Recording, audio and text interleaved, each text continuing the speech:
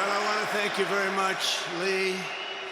You've been there from the beginning with us, Lee, and we appreciate it. Nobody can sing that song like Lee Greenwood. Thank you very much, Lee, very much for being here. And his voice has not changed, you know? Pretty amazing. And a special thank you to Erica, because today, America is a nation in grief, a nation in shock, and a nation in mourning.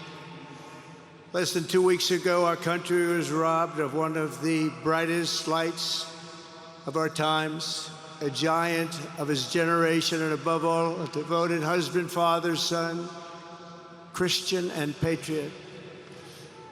Charles James Kirk was heinously murdered by a radicalized, cold-blooded monster for speaking the truth that was in his heart.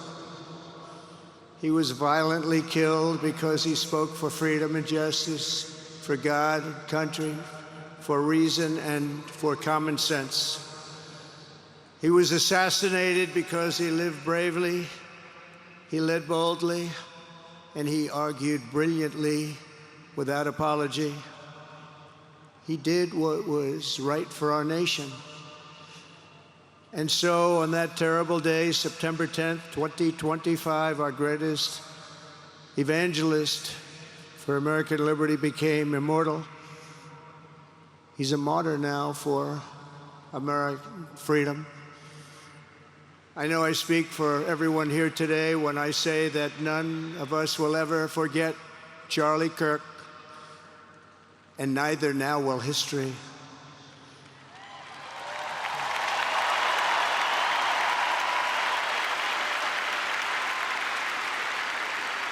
Because while Charlie has been reunited with his Creator in heaven, his voice on earth will echo through the generations, and his name will live forever in the eternal chronicle of America's greatest patriots. He will live forever. To Charlie's incredible and beautiful widow, Erica, we know the weight of this monumental loss is almost unbearable. But even in the midst of heartache and pain too great to even fathom, you have somehow found the strength and deep faith to be a comfort to millions and millions of people. And thank you very much, Erica. Thank you very much.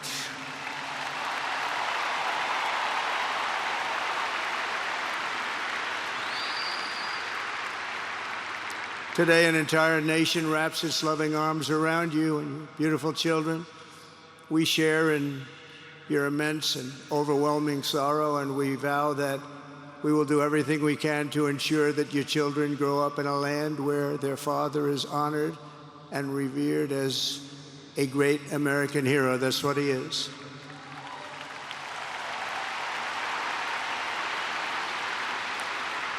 To Charlie's parents who lost their beloved son, and to the entire Kirk family, we know that no words can ever be enough to fill the void he leaves behind. That's a void that just can't be filled. But I hope the extraordinary outpouring of emotion over these past 11 days has comforted you with the knowledge that your son brought more good and love into this world in his 31 short years than most people, even very, very successful people, can bring in a lifetime.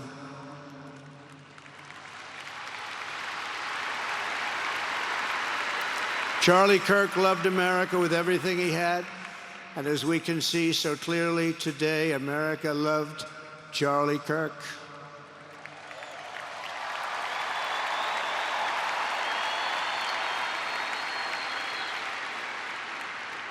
And he could always draw a big crowd. Look at this today. Look at what's gone on.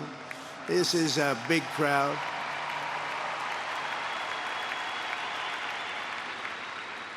Here today we have the Vice President of the United States, J.D. Vance.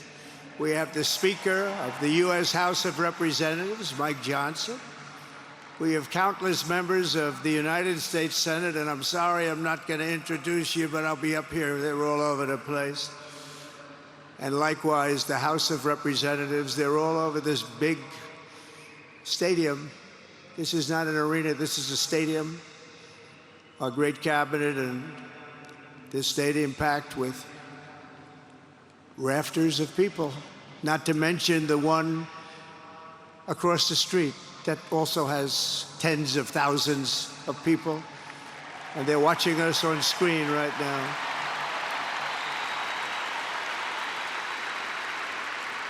And I'm sorry we couldn't get you in. If anybody would like to give up your seat, please walk across the street. But this is like an old-time revival, isn't it? An old-time revival.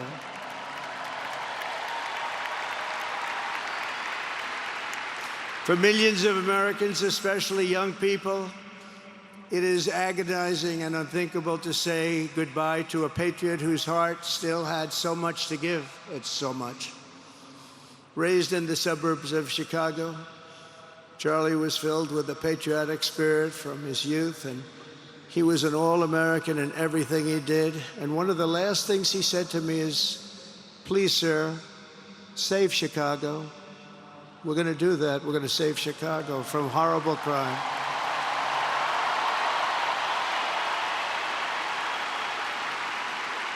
In high school, he was the quarterback of the football team and the captain of the basketball team. He was a good athlete. A lot of people don't know that about Charlie.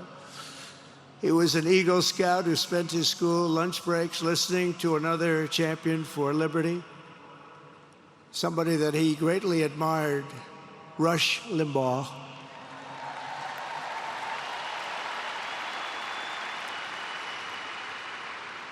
But what was even more important to Charlie than politics and service was the choice he made in the 5th grade, which he called the most important decision of his life, to become a Christian and a follower of his Savior, Jesus Christ.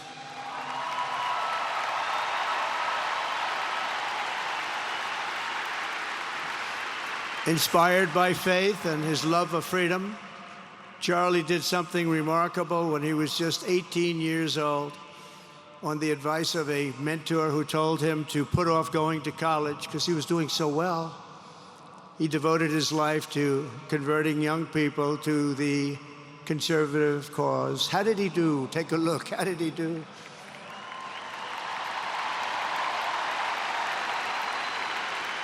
In 2012, 2 days after graduating high school, and with just $1,800 in his pocket, the young man from Illinois, who no one had ever heard of, started an organization whose grand ambitions were captured in its name, Turning Point USA. Great name.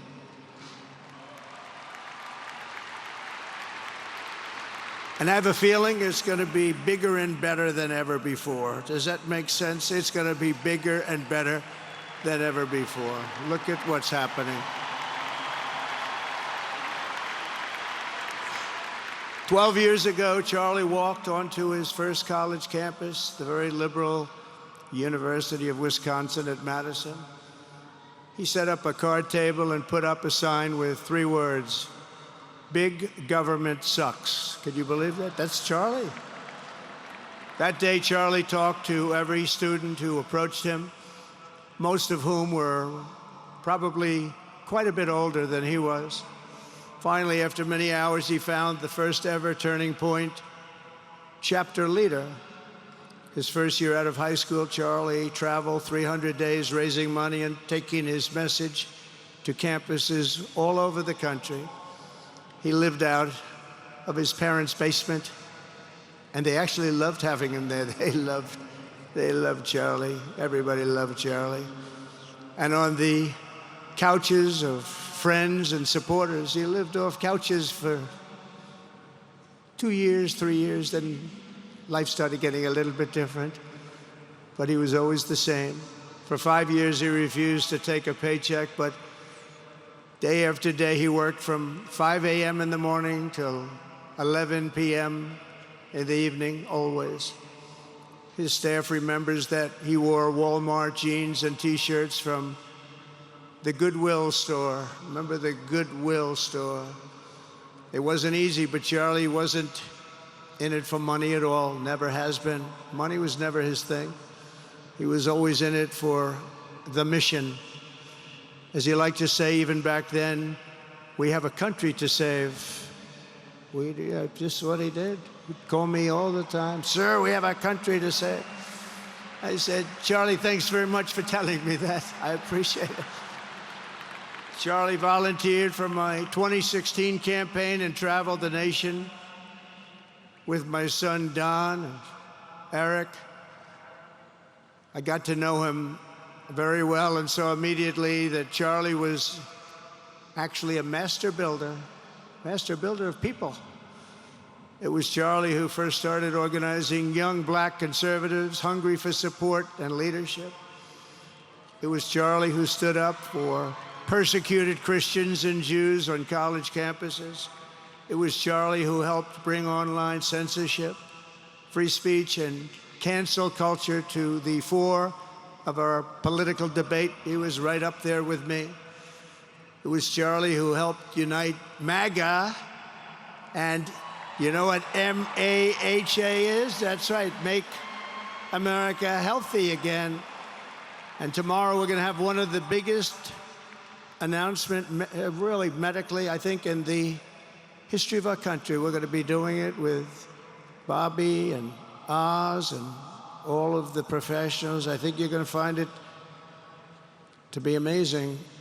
I think we found an answer to autism. How about that? Autism. Tomorrow, we're going to be talking in the Oval Office in the White House about autism, how it happens, so we won't let it happen anymore, and how to get at least somewhat better when you have it, so that parents can help their child, their beautiful child.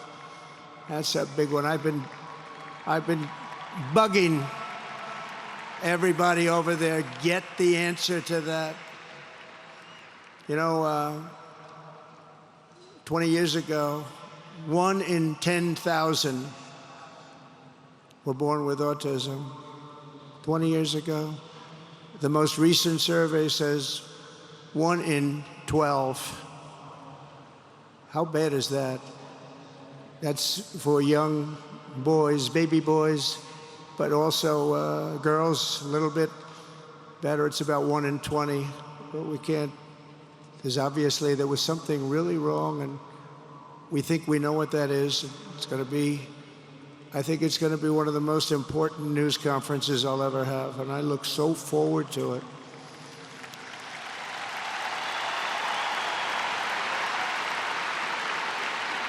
And you know who else looked forward to it? Because he knew. I'd tell him a little bit about what was going on. It was Charlie. He would have been front row center, believe me.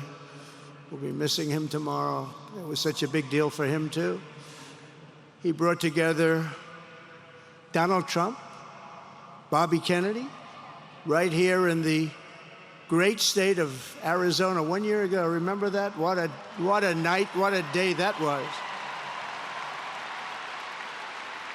And it was Charlie who was among the first to speak to me about a man from Ohio by the name of J.D. Vance. Have you ever heard of him?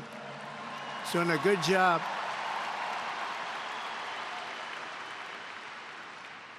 But Charlie would often call me, sometimes the night before a big event, the other side of the country.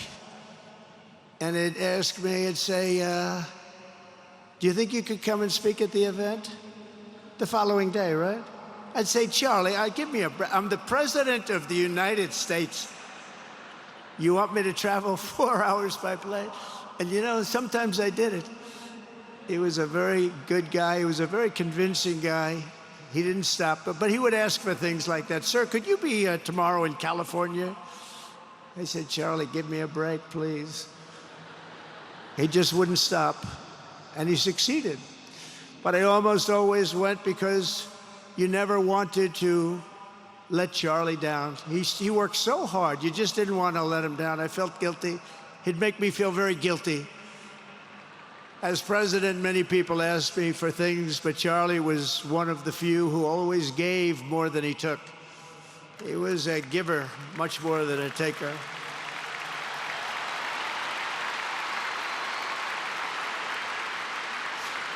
And no matter how big Charlie became, no one was too small for him to notice. He was good to everybody. Didn't matter.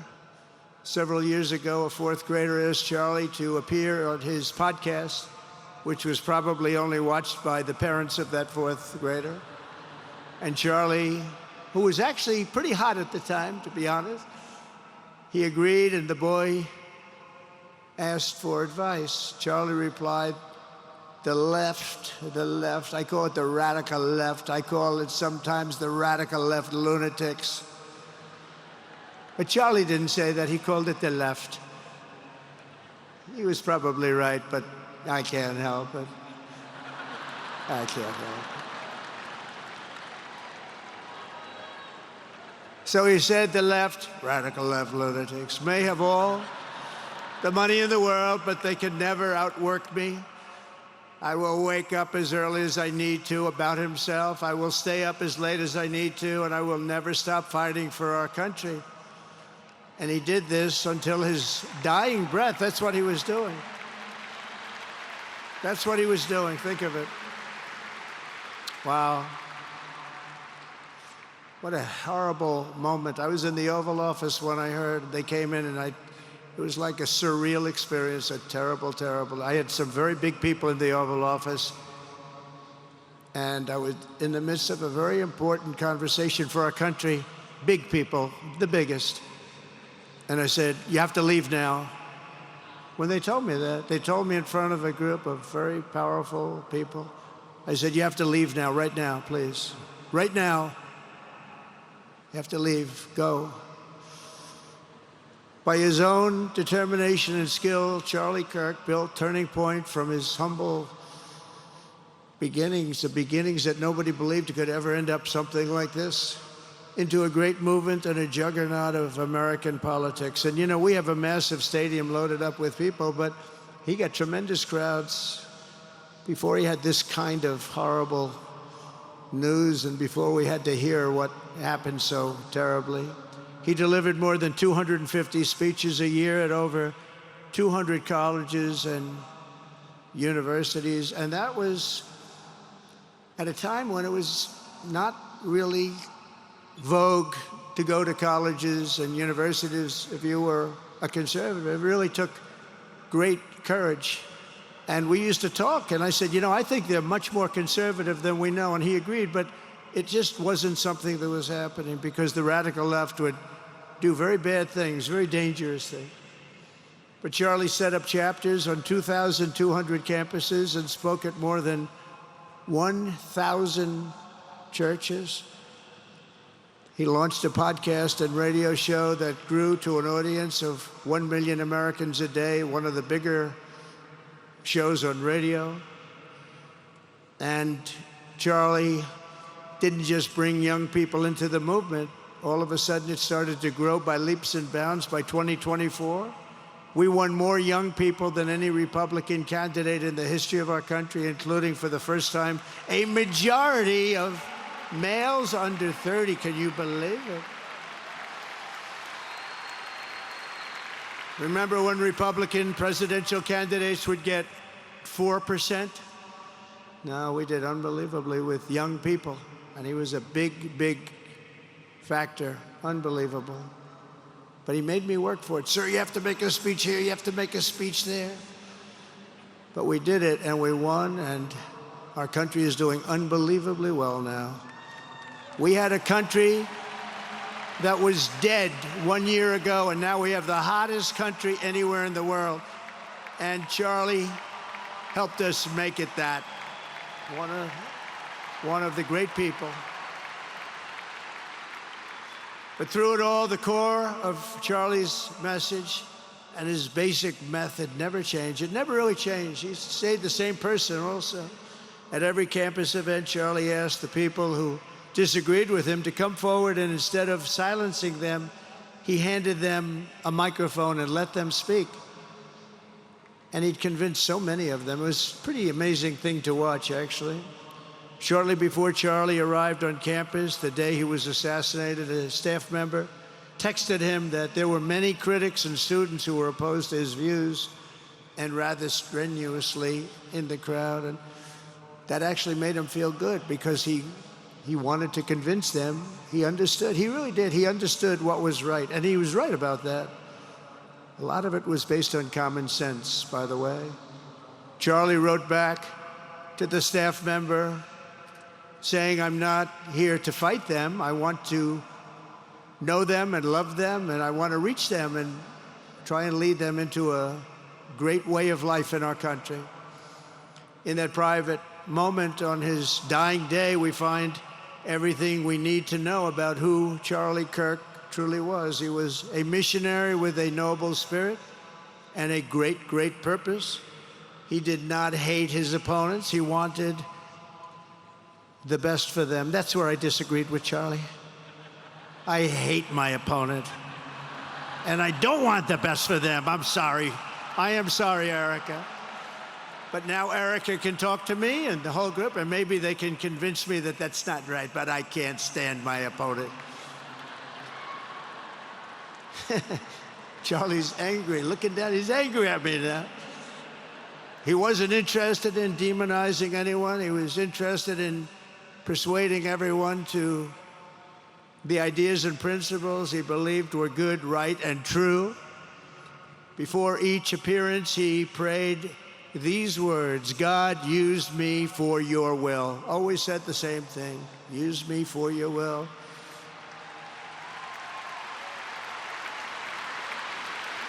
And that is exactly what God did. When you think, that's exactly what he did. The more success Charlie had, and he was getting more and more successful, the more dangerous his mission became.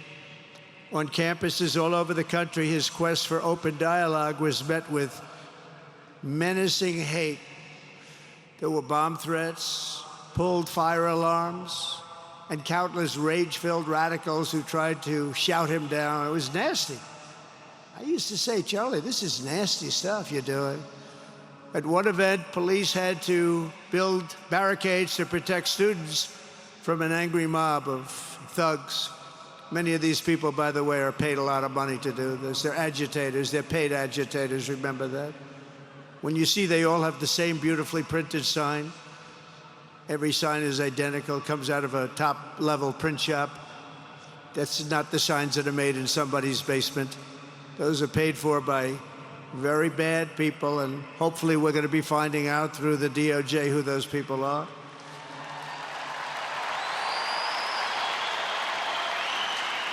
At another college, Antifa terrorists shattered windows, threw rocks, and tried to storm the building where Charlie was speaking. It was a really bad one. Often dozens of police officers were needed to prevent left-wing violence.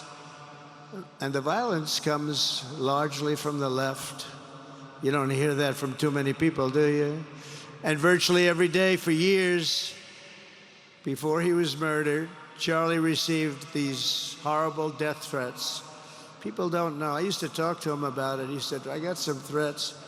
He always felt that when they actually made the threat, they were not the ones to worry about. The ones to worry about were the ones that don't make the threats.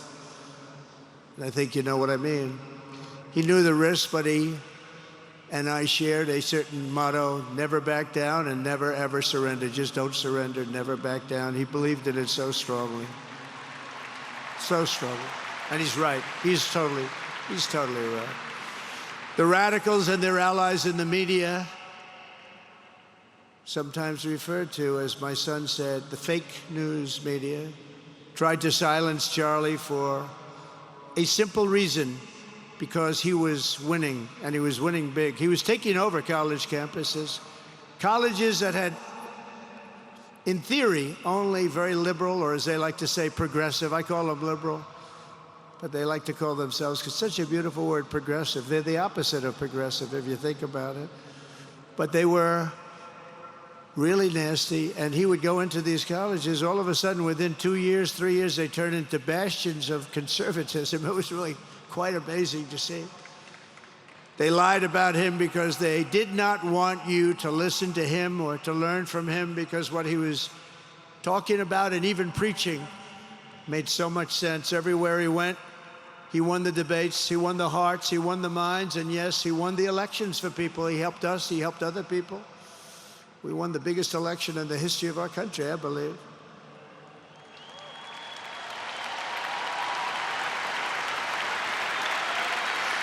Charlie Kirk was without a doubt among the most influential figures in the most important election in the history of our country.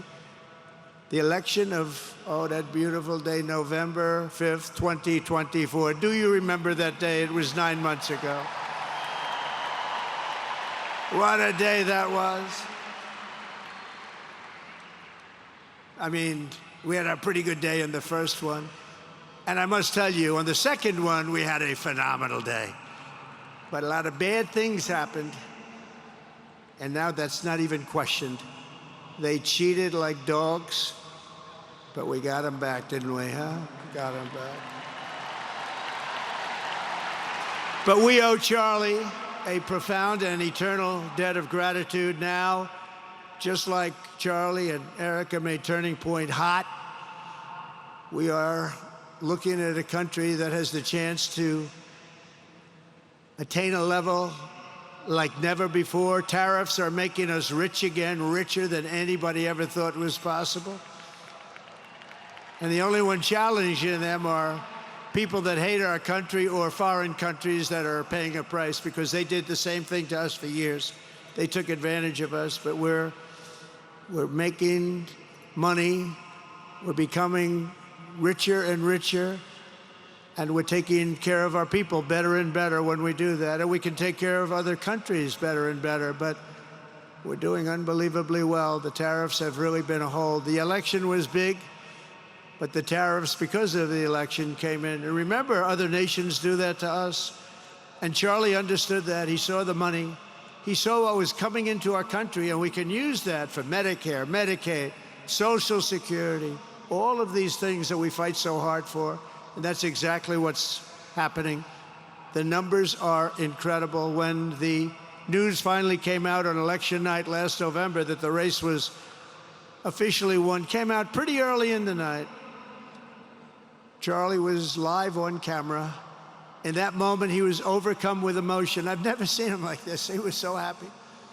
For a long while, he said nothing. His eyes were filled with tears, and then he buried his face in his hands and he started crying. That wasn't the Charlie I knew, but in thinking about it, it actually was the Charlie I knew, because he had a tremendous heart. He just wanted what was good for our country, and he saw us going in such a horrible direction. Lovingly, Eric, and this was so beautiful, Erica put a MAGA hat on to cover his bowed head. I like that very much. MAGA, we love. Does everybody love MAGA? Make America Great Again.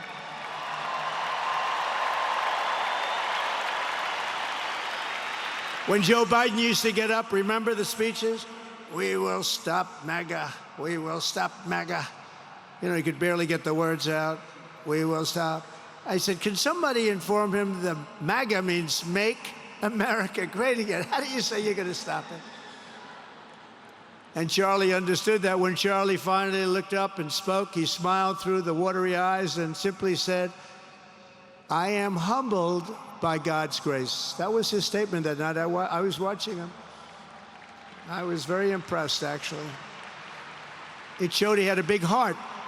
Every single American should take a long, hard look at the twisted soul and dark spirit of anyone who would want to kill a young man as good as Charlie. To kill anybody, but to kill a man like this, he didn't deserve this.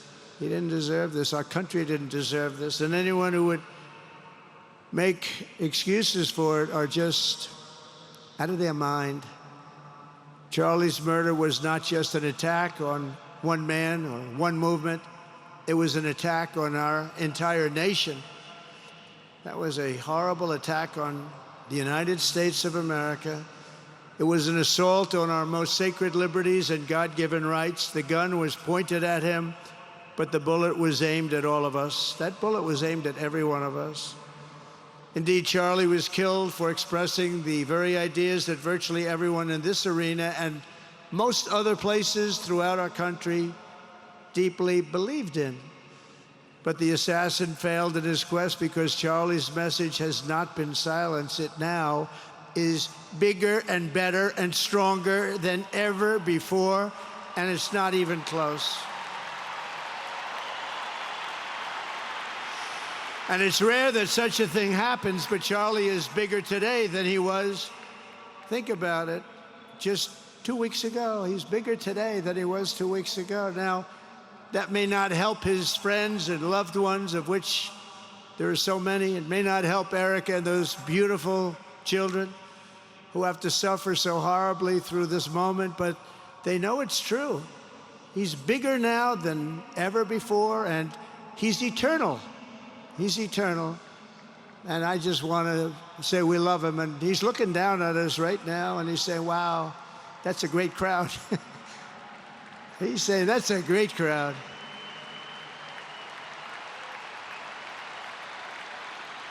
And it's a great crowd of patriots. But that's why I will soon award Charlie the nation's highest civilian honor, the Presidential Medal of Freedom. It's the highest civilian honor.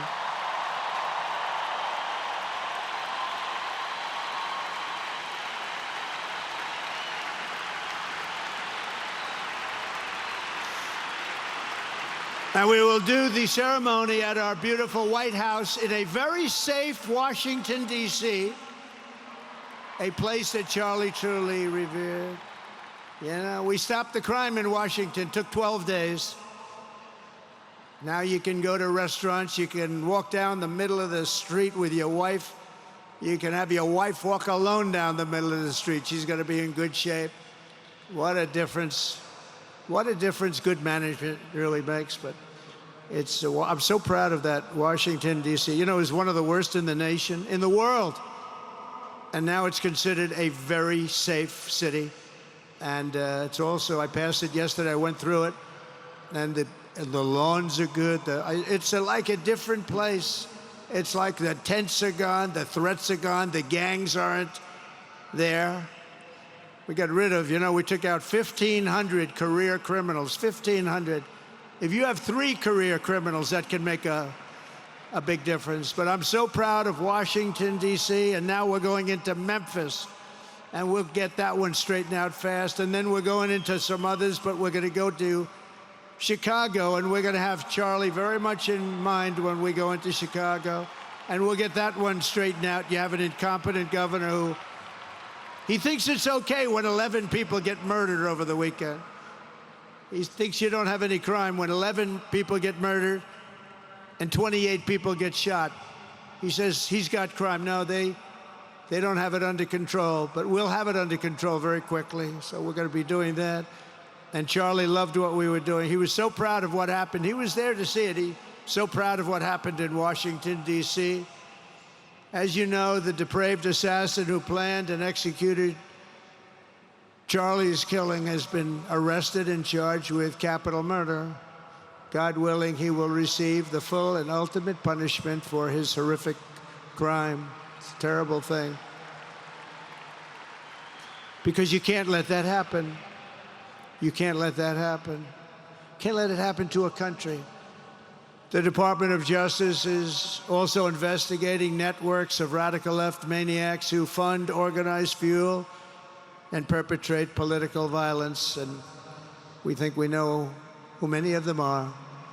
But law enforcement can only be the beginning of our response to Charlie's murder. Over the last 11 days, we have heard stories of commentators, influencers, and others in our society who greeted his assassination with sick approval, excuses, or even jubilation. You've heard that. So have I. Couldn't believe it. Some of the very same people who spent the last 8 years trying to sit in moral judgment of anyone who disagreed with them about politics suddenly started cheering for a murder. Incredible. You know the names. They're major losers, by the way. That will be proven out in a short period of time. Some of the very people who call you a hater for using the wrong pronoun were filled with glee at the killing of a father with two beautiful young children. And the same commentators who this week are screaming fascism over a canceled late-night TV show where the anchor had no talent and no ratings, last week were implying that Charlie Kirk deserved what happened to him. No side in American politics has a monopoly on disturbed or misguided people. But there's one part of our political community which believes they have a monopoly on truth, goodness, and virtue, and concludes they have also a monopoly on power, thought, and speech. Well, that's not happening anymore. We've turned that corner very quickly. Tragically, atrocities of this kind, and the kind that we saw in Utah, of all places, are the eventual consequence of that kind of thinking. If speech is violence, then some are bound to conclude that violence is justified to stop speech. And we're not going to let that be justified. The tradition of reason and open debate that Charlie practiced is not a pillar of our democracy. In many ways, it's the basis of our entire society. It's the right and inheritance of every free American, the greatest legacy of the Enlightenment, and among the most treasured achievements of civilization. We will defend it at all costs, and we will carry forward the torch of liberty that Charlie Kirk held so proud and so high. He was so proud, and he did hold that torch high. We will never, ever let it fail. We will never let it fail. But we're going to raise it higher than ever before. It's going to be raised, and this is the beginning. Perhaps it should be no surprise that Charlie, who spent his life speaking with the critics of these traditions, ultimately became convinced that we needed not just a political realignment, but also a spiritual reawakening. We did. And we have to bring back religion to America, because without borders, law and order, and religion, you really don't have a country anymore. We want religion brought back to America. We want to bring God back into our beautiful USA like never before. We want God back.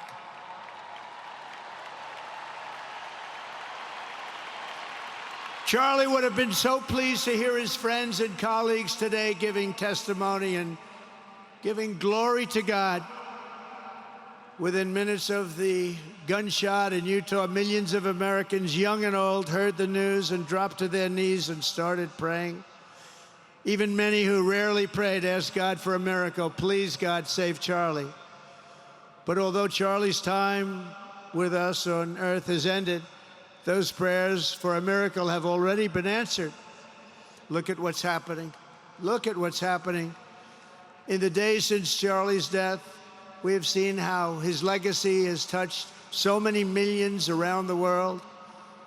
In Calgary, Canada, thousands gathered at City Hall to sing the American national anthem and raise up posters with the name Charlie Kirk. In Seoul, South Korea, crowds gathered to wave American flags and shout, "We are for Charlie Kirk." His memory has been honored in the streets of Berlin, Warsaw, Vienna, Sydney, Madrid, London, Tel Aviv, and all over the world. So beautiful to watch. A man as far away as rural Australia texted a pastor, "I'm going to come to church tomorrow for the first time ever." The pastor asked, "Why is that?" The man replied, "Because of Charlie Kirk." Can you imagine? The lesson of Charlie's life is that you should never underestimate what one person can do with a good heart, a righteous cause, a cheerful spirit, and the will to fight, fight, fight. Have to fight. We're saving our country. And Charlie's a big factor, such a big factor. Charlie Kirk started with only an idea to change minds on college campuses, and instead he ended up with a far greater achievement, changing history. He changed history. Today, Charlie Kirk rests in glory in heaven for all eternity. He has gone from speaking on campuses in Wisconsin to kneeling at the throne of God, where he is right now.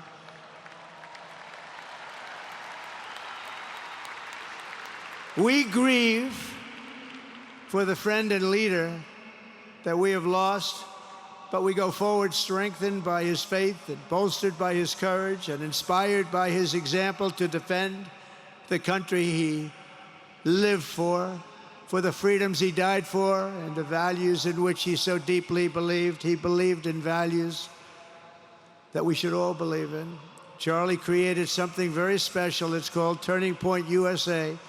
And under the leadership and love of Erica, it will become bigger and better and stronger than ever before.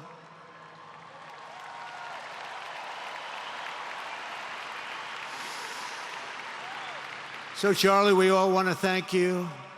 We want to say a very loud God bless you, Charlie. God bless you for what you've done is incredible. And God bless Erica and the children. God bless the United States of America. And could I ask Erica, please come out. Erica, please come out. Thank you.